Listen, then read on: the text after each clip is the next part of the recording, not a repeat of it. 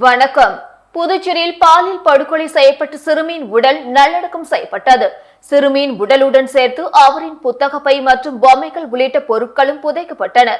அவரின் உடலுக்கு ஊரே சென்று திரண்டு கண்ணீர் மல்க இறுதி அஞ்சலி செலுத்தினர். புதுச்சேரி சோலை நகரை சேர்ந்த 9 வயது சிறுமி பாலியல் வன்கொடுமை செய்யப்பட்டு கொலை செய்யப்பட்டுள்ள சம்பவம் நாடு முழுவதும் பெரும் அதிர்வலியை ஏற்படுத்தியுள்ளது. சிறுமியை கொடூரமாக பாலியல் வன்கொடுமை செய்து கொலை செய்த வழக்கில் கருணாஸ், விவேகானந்தன் ஆகியோர் கைது செய்யப்பட்டனர். அவர்களிடம் தொடர்ந்து விசாரணை நடைபெற்று வருகிறது. சிறுமி கொலை வழக்கில் முழு விசாரணை நடத்த ஐபிஎஸ் அதிகாரி கலைவாணன் தலைமையில் சிறப்பு குழு ஒன்றை புதுச்சேரி அரசு நேற்று அமைத்தது. இதையடுத்து சிறுமி கொலை வழக்கு ஆவணங்களை சிறப்பு குழு பெற்றுக்கொண்டு விசாரணை இன்று காலை தொடங்கியுள்ளது. சந்தேகத்தின் பேரில் போலீஸ் காவலில் இருக்கும் மற்ற 5 நபர்களிடம் விசாரணை மேற்கொண்டு வருகிறது. இந்த நிலையில் புதுச்சேரியில் கொலை செய்யப்பட்ட 9 வயது சிறுமியின் உடல் அடக்கம் செய்வதற்கான இறுதி ஊர்வலம் காலை தொடங்கியது. இறுதி ஊர்வல வாகனத்தில் சிறுமியின் உடலுக்கு அருகே புத்தகங்கள், விளையாட்டு பொம்மைகள் வைக்கப்பட்டுள்ளன. சிறுமியின் உடலுக்கு வழிநெடுகிலும் நின்று மக்கள் கண்ணீர் மல்க அஞ்சலி செலுத்தினர். சிறுமியின் இறுதி ஊர்வலத்தில் ஏராளமான பொதுமக்கள் பங்கேற்றனர். பாப்பம்மாள் கோவில் இடுகாட்டில் சிறுமியின் உடல் பொதுமக்கள் அஞ்சலிக்கு பின்னர் அடக்கம் செய்யப்பட்டது. சிறுமி ஆசையாக பயன்படுத்தி பொம்மைகள், விளையாட்டு பொருட்கள், உடைகள் உடலுடன் புதைக்கப்பட்டன. திண்டிவனம் அருகே விவசாயிகள் சாலை மறியல் போராட்டத்தில் ஈடுபட்டதால் பரபரப்பு ஏற்பட்டது. விழுப்புரம் மாவட்டம் திண்டிவனத்தில் செஞ்சி சாலையில் அமைந்துள்ள வேளாண் விற்பனை ஒழுங்குமுறை விற்பனை கூடத்தில் இன்று காலை விவசாயிகள் தாங்கள் அறுவடை செய்த பனி பயிரான காரமணி மூட்டைகளை கொண்டு வந்து கிடங்குகளில் இறக்க துவங்கினர். 75% விவசாயிகள் தங்கள் கொண்டு வந்த பயிர் மூட்டைகளை இறக்கி கொண்டிருந்த பொழுது வேளாண்மை விற்பனை கூடத்தின் நுழைவாயில் கேட்டில் வரத்து அதிகரிப்பால் இன்று ஏலம் நடக்காது என நோட்டீஸ் ஒட்டப்பட்டிருப்பது கண்டு அதிர்ச்சி அடைந்தனர். இதனால் ஆத்திரமடைந்த விவசாயிகள் திண்டிவனம் திருவண்ணாமலை சாலையில் அமர்ந்து சாலை மறியலில் ஈடுபட்டனர். இது குறித்து தகவல் அறிந்த ரோஷனை காவல் நிலையத்திலிருந்து 2 போலீசார் சம்பவ இடத்திற்கு வந்து மறியலில் ஈடுபட்ட விவசாயிகளிடம் பேச்சுவார்த்தை நடத்தினர். அதற்கு எதிர்ப்பு தெரிவித்து அதிகாரிகள் சம்பவ இடத்திற்கு வந்து பேச்சுவார்த்தை நடத்தி எங்களது பொருட்களை எடை போடுவதாக எழுத்துப்பூர்வமாக எழுதி கொடுத்தால் மட்டுமே நாங்கள் இங்கிருந்து கலைந்து செல்வோம் என கூறி மறியலில் ஈடுபட்டு கோஷம் எழுப்பினர். இந்த சாலை மறியலால் சுமார் 1 மணி நேரத்திற்கு மேலாக அப்பகுதியில் போக்குவரத்து பாதிக்கப்பட்டது. காலை பள்ளி கல்லூரிகளுக்கு மாணவர்கள் செல்லும் நேரம் என்பதால் பள்ளி வாகனங்கள், கல்லூரி பேருந்து என மாணவர்கள் மிகுந்த சிரமத்திற்கு உள்ளாகினர். இதனைத் தொடர்ந்து சம்பவ இடத்திற்கு ரோஷனி இன்ஸ்பெக்டர் தரணேஸ்வரி விவசாயிகளிடம் பேச்சுவார்த்தை நடத்தி தங்களது விளைபொருட்களை எடை போடுவதாக உறுதி அளித்ததை தொடர்ந்து விவசாயிகள் சாலை மறியலை கைவிட்டனர். இந்த ஒழுங்குமுறை விற்பனை கூடத்தில் நேற்று மாலை இதே பனி பயிரான காராமணிக்கு கடந்த ஆண்டில் 12 ரூபாய் மூட்டைக்கு என வழங்கிய நிலையில் இந்த ஆண்டு ரூபாய் 2000க்கும் குறைவாக விலை போவதால் சாலை மறியலில் ஈடுபட்டது குறிப்பிடத்தக்கது. குற்ற செயலில் ஈடுபடுவோரிடம் தொடர்பில் இருக்கும் காவல்துறையினர் மீது கடும் நடவடிக்கை எடுக்கப்படும் என உள்துறை அமைச்சர் நமச்சிவாயம் தெரிவித்துள்ளார்.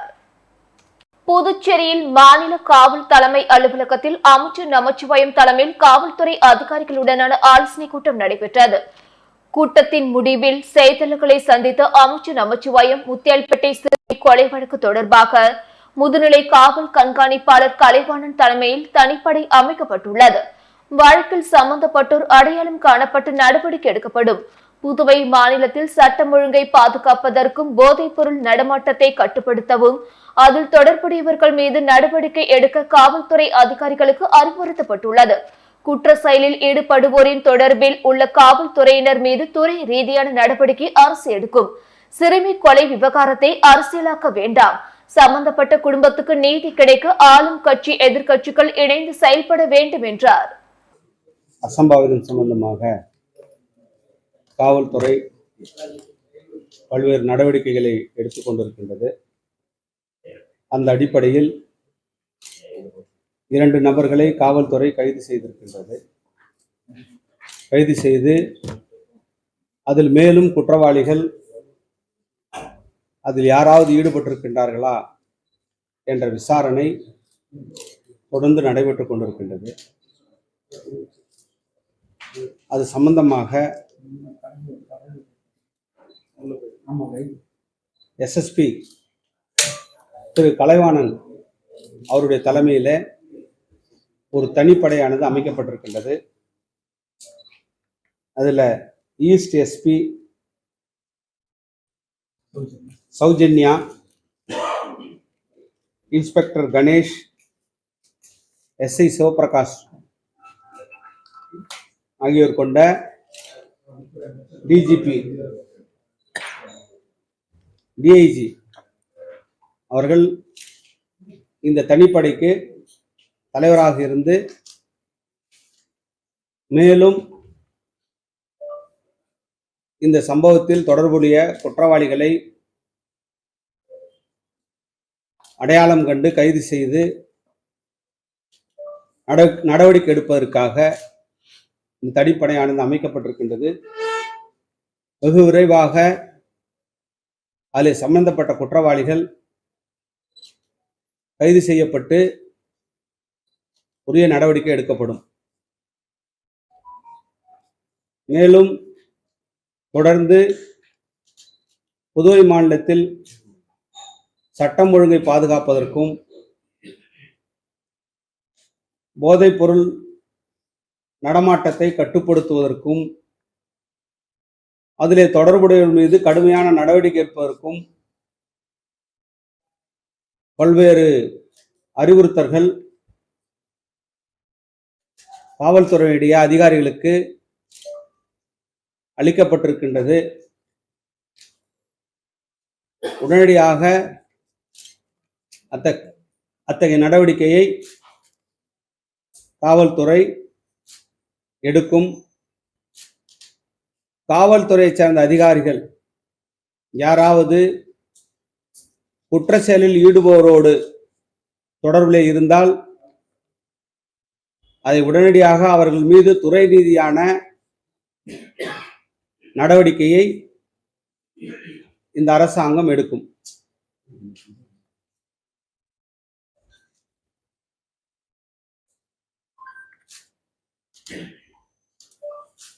இந்த வழக்கில் சிறப்பு நீதிமன்றத்துக்கான வாய்ப்புகள் எதுவும் இருக்குதா? சிறப்பு நீதிமன்றத்தை பொறுத்த வரைக்கும் லா டிபார்ட்மெண்ட் தான் முடிவு பண்ணணும். அது சம்பந்தப்பட்ட நீதிபதி கிட்ட அதுக்கு குற்றவாளிகளை ஆஜர்படுத்தி நீதிபதிகளுடைய உத்தரவின் பேரில் அடுத்த கட்ட நடவடிக்கையானது இருக்கும். சார் என்ன கேஸ் ரெஜிஸ்டர் பண்ணிருக்கீங்க? ஃபர்ஸ்ட் வெயிட், என்ன கேஸ் சார் ரெஜிஸ்டர் பண்ணிருக்கீங்க ஃபர்ஸ்ட் சொல்லுங்க. இப்போ அதுல வந்து இப்போ கேஸ் பொறுத்த வரைக்கும் பாத்தீங்கன்னா அதுல போஸ்கோ கேஸ் வரும், okay, SC ST harassment case வரும், மர்டர் கேஸ் வரும். சம்பந்தப்பட்ட என்னென்ன கேஸ் எல்லாம் அதுல வந்து புக் பண்ண முடியுமோ அந்த கேஸ்ல எல்லாமே புக் பண்ணும். இந்த 2 பேர் அரெஸ்ட் பண்ணிருக்கீங்க, அவங்க யாரு?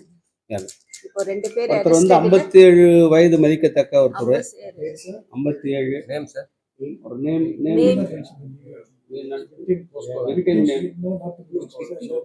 No, it's POCSO, so we'll not use victim's name.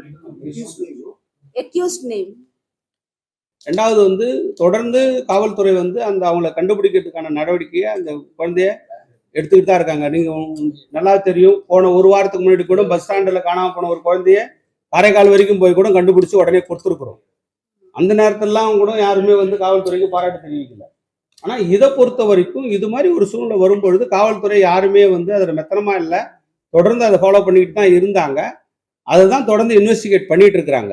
எப்படி இதாச்சு என்ன ஆச்சுன்னு கம்ப்ளீட்டாக இன்வெஸ்ட் பண்ணிட்டு இருக்கோம். டிபார்ட்மெண்ட் வைஸாகவும் அதை என்கொயரி பண்ண சொல்லியிருக்கோம்.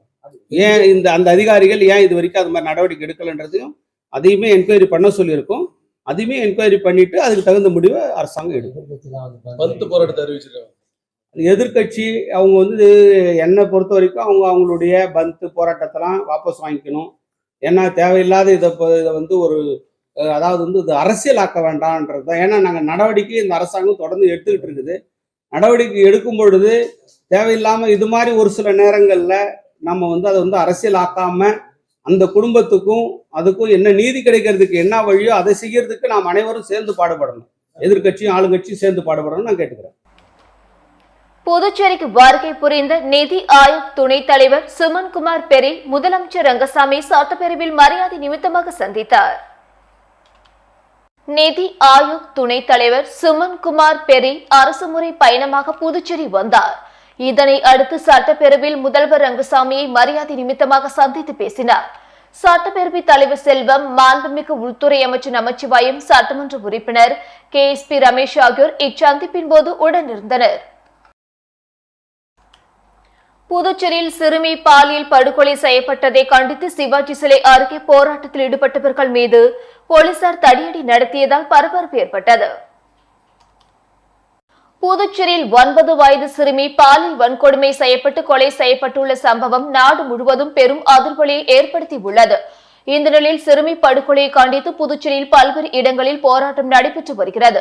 இதனால் புதுச்சேரி மாநிலமே போராட்ட களமாக மாறியுள்ளது. பல்வேறு இடங்களில் பாதுகாப்புக்காக போலீசார் குவிக்கப்பட்டு வருகின்றனர். இந்த நிலையில் சிறுமி படுகொலையை கண்டித்தும் உரிய நடவடிக்கை எடுக்காத காவல்துறையை கண்டித்தும் சிவாஜி சிலை அருகே கல்லூரி மாணவர்கள் மற்றும் அப்பகுதி மக்கள் 100க்கும் மேற்பட்டோர் சாலை மறியல் போராட்டத்தில் ஈடுபட்டனர். தகவல் அறிந்த போலீசார் சம்பவ இடத்திற்கு விரைந்து வந்து போராட்டத்தில் ஈடுபட்டவர்களுடன் பேச்சுவார்த்தையில் ஈடுபட்டனர்.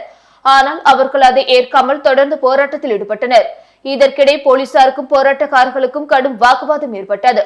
ஒரு கட்டத்தில் மோதல் முற்றிய நிலையில் போலீசார் போராட்டத்தில் ஈடுபட்டவர்கள் மீது தடியடி நடத்தியதால் பரபரப்பு ஏற்பட்டது. இதனால் அப்பகுதியில் பதட்டமான சூழல் நிலவியது. காரைக்கால் அரசு பள்ளியில் நடைபெற்ற ஆண்டு விழாவில் பல்வேறு போட்டிகளில் வெற்றி பெற்ற மாணவர்களுக்கு கல்வித்துறை துணை ஆய்வாளர் சவுந்தரராசு பரிசுகள் வழங்கி பாராட்டினார். காரைக்கால் மாவட்டம் தோமாஸ் அருள் வீதியில் அமைந்துள்ள அரசு தொடக்கப்பள்ளியில் இன்று ஆண்டு விழா நடைபெற்றது. ஆண்டு விழா நிகழ்ச்சியொட்டி முன்னதாக நடைபெற்ற பல்வேறு போட்டிகளில் வெற்றி பெற்ற மாணவ மாணவியர்களுக்கு பரிசுகள், பதக்கங்கள் வழங்கி பாராட்டப்பட்டது. தனியார் பள்ளிகளுக்கு இணையாக அரசு பள்ளிகளும் மத்திய அரசு பாடத்திட்டத்தை செயல்படுத்தி வரும் நிலையில் தனியார் பள்ளிகளைப் போல காரைக்கால் மாவட்டத்தில் உள்ள அரசு பள்ளிகளிலும் ஆண்டு விழா நிகழ்ச்சி வெகு சிறப்பாக கொண்டாடப்பட்டு வருகிறது.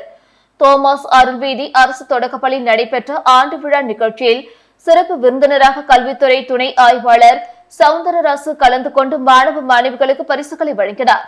நிகழ்ச்சியின் இறுதியில் நடைபெற்ற மாணவ மாணவியர்களின் கலை நிகழ்ச்சிகள் காண்போரை கவரும் விதமாக இருந்தது. ஆண்டு விழா ஏற்பாட்டினை பள்ளி தலைமை ஆசிரியர் உள்ளிட்ட ஆசிரியர்கள் மிகவும் சிறப்பாக செய்திருந்தனர். இந்நிகழ்ச்சியை காண பெற்றோர்கள் மற்றும் அப்பகுதி மக்கள் ஏராளமானோர் கலந்து கொண்டனர். சிறுமி பாலியல் படுகொடுமையை கண்டித்து காமராஜர் சிலை அருகே 50க்கும் மேற்பட்ட ஆட்டோ தொழிலாளிகள் மெழுகுவர்த்தி ஏந்தி கண்டன ஆர்ப்பாட்டத்தில் ஈடுபட்டனர். புதுச்சேரியில் 9 வயது சிறுமி பாலியல் படுகொலை செய்யப்பட்ட சம்பவம் நாடு முழுவதும் பெரும் அதிர்வலியை ஏற்படுத்தியுள்ளது. இதற்கு பல்வேறு அரசியல் கட்சியினர் மற்றும் பொதுமக்கள் கண்டனங்களை தெரிவித்து வருகின்றனர். மேலும் புதுச்சேரி மாநிலத்தில் பல்வேறு இடங்களில் போராட்டம் நடைபெற்று வருகிறது. இந்த நிலையில் சிறுமி பாலியல் படுகொலையை கண்டித்து காமராஜர் சிலை முன்பு 50க்கும் மேற்பட்ட ஆட்டோ தொழிலாளிகள் மெழுகுவர்த்தி ஏந்தி அஞ்சலி செலுத்தினர். அதனைத் தொடர்ந்து மெத்தனமாக செயல்பட்ட காவல்துறையை கண்டித்தும் போதைப் பொருள் விற்பனையை தடுக்காத புதுச்சேரி அரசை கண்டித்தும் கண்டன கோஷங்கள் எழுப்பினர். புதுச்சேரி சிறுமி பாலியல் படுகொலையை கண்டித்து காரைக்காலில் போராளிகள் குழு சார்பில் மெழுகுவர்த்தி ஏந்தி அமைதி பேரணி நடைபெற்றது. புதுச்சேரியில் சிறுமியை கடத்தி கொலை செய்யப்பட்ட சம்பவத்திற்கு கண்டனம் தெரிவித்தும் குற்றவாளிகளுக்கு கடுமையான தண்டனை வழங்க வலியுறுத்தியும் புதுச்சேரி மாநிலத்தில் போதை நடைமாட்டத்தை ஒழிக்க வலியுறுத்தியும் புதுச்சேரி மாநிலம் முழுவதும் பல்வேறு இடங்களில் சமூக அமைப்புகள் தொடர்ந்து போராட்டம் நடத்தி வருகின்றனர். இந்நிலையில் இதன் ஒரு பகுதியாக காரைக்கால் போராளிகள் குழு சார்பில் காரைக்கால் புதிய பேருந்து நிலையத்திலிருந்து மெழுகுவர்த்தி ஏந்தி அமைதி பேரணி நடத்தினர். இதில் ஏராளமானோர் கலந்து கொண்டு கருப்பு பேட்ச் அணிந்து மெழுகுவர்த்தி ஏந்தி அமைதி பேரணியில் கலந்து கொண்டனர். சிறுமி கடத்தி கொலை செய்யப்பட்ட சம்பவத்திற்கு கண்டனம் தெரிவித்தும் கொலையாளிகளுக்கு கடுமையான தண்டனை வழங்க கோரியும் மாநிலம் முழுவதும் போதைப் பொருட்கள் நடமாட்டத்தை ஒழிக்க வலியுறுத்தியும் இந்த பேரணி நடத்தப்பட்டதாக போராளிகள் குழுவினர் தெரிவித்துள்ளனர். காரைக்கால் புதுத்துறையில் அமையவுள்ள கழிவுநீர் சுத்திகரிப்பு ஆலை வேறு இடத்துக்கு மாற்ற வலியுறுத்தி அப்பகுதி மக்கள் வீடுகளில் கருப்பு கொடி ஏற்றி தங்களது எதிர்ப்பை பதிவு செய்துள்ளனர். காரைக்கால் மாவட்டம் புதுத்துறை பகுதியில் ரூபாய் 43 கோடி செலவில் கழிவுநீர் சுத்திகரிப்பு ஆலை அமைப்பதற்கு தொடர்ந்து பல்வேறு அரசியல் கட்சியினர் மற்றும் அப்பகுதி மக்கள் தொடர்ந்து எதிர்ப்பு தெரிவித்து வருகின்றனர். இந்த நிலையில் இன்று புதுத்துறை, கரீம்நகர் உள்ளிட்ட பகுதிகளில் உள்ள சுமார் 2000க்கும் மேற்பட்ட வீடுகளில் கழிவுநீர் சுத்திகரிப்பு ஆலை அமைப்பதற்கு எதிர்ப்பு தெரிவித்தும் கழிவுநீர் சுத்திகரிப்பு ஆலை வேறு இடத்திற்கு மாற்ற வலியுறுத்தியும் கருப்பு கொடி ஏற்றி தங்களது எதிர்ப்பை தெரிவித்துள்ளனர். சுமார் 2000த்திற்கும் மேற்பட்ட வீடுகளில் 10,000த்திற்கும் மேற்பட்டோர் அப்பகுதியில் வசித்து வருவதாகவும் மக்கள் வசித்து வரும் பகுதிகளை தவிர்த்து வேறு இடத்தில் கழிவுநீர் சுத்திகரிப்பு ஆலை அமைக்க வேண்டும் எனவும் அவர்கள் புதுச்சேரி அரசுக்கு கோரிக்கை விடுத்துள்ளனர். திருபுவனை தொகுதிக்குட்பட்ட சிலுக்காரிப்பாளையம் மற்றும் மதகடிப்பட்டு பகுதியில் ஆழ்துளை கிணறு அமைத்தல் மற்றும் உட்புற சாலைகளை மேம்படுத்தும் பணிக்கான பூமி பூஜையை சட்டமன்ற உறுப்பினர் அங்காளன் தொடங்கி வைத்தார்.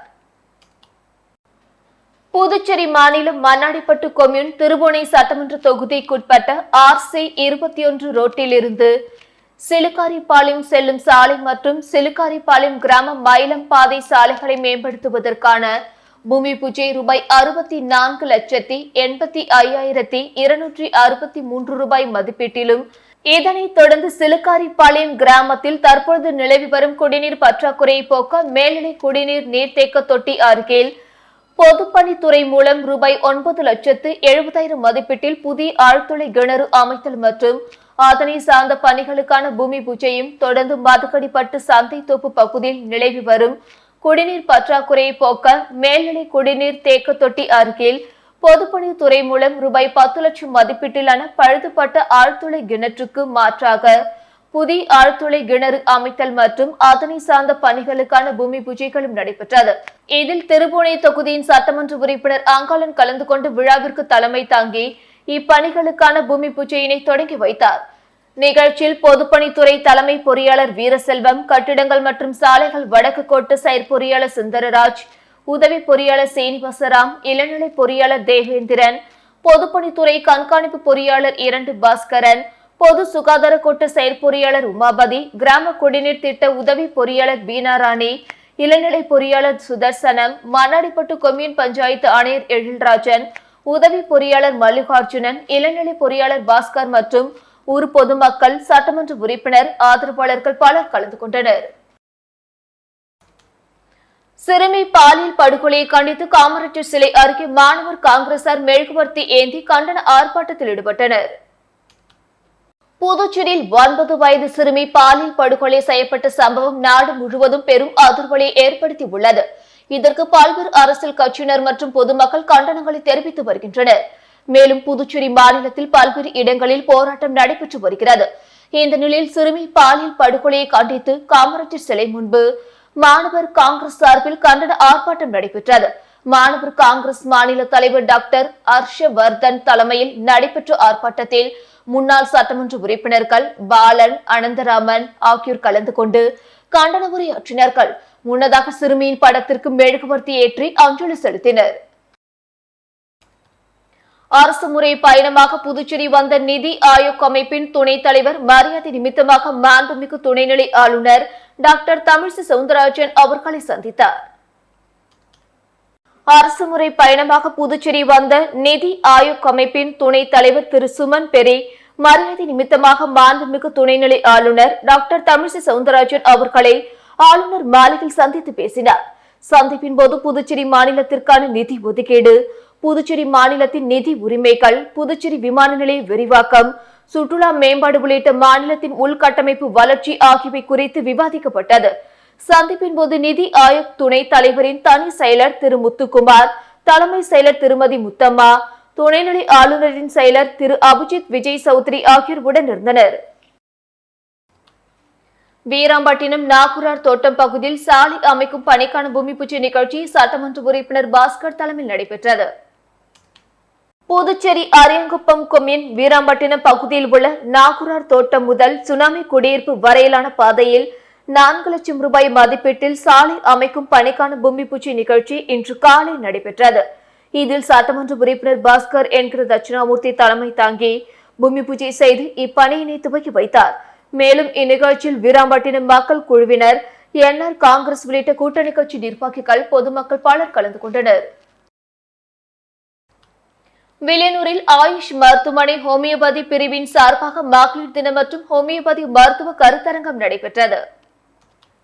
புதுச்சேரி மாநிலம் வில்லியனூர் பகுதியில் இயங்கி வரும் ஆயுஷ் மருத்துவமனை ஹோமியோபதி பிரிவின் சார்பாக மகளிர் தினம் மற்றும் ஹோமியோபதி மருத்துவ கருத்தரங்கம் நடைபெற்றது.